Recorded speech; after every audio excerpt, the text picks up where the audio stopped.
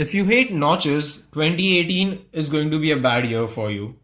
Adding to the mix, meet the Vivo V9 with a full view display with a notch on the top and a familiar camera placement on the back.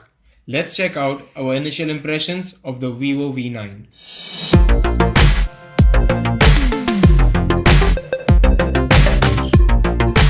I'm not going to waste any more time comparing this to the iPhone X.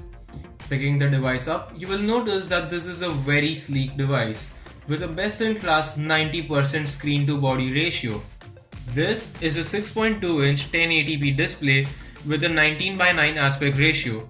That might sound too big, but the handling was close to what a 5.5-inch display gives with standard aspect ratio. Those thin bezels mean that you only have on-screen navigation buttons. You can also use swipe-based gestures to navigate.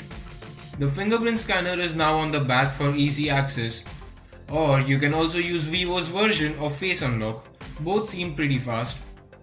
Vivo has really focused on their cameras recently, and now I can finally say that they can compete with the flagships.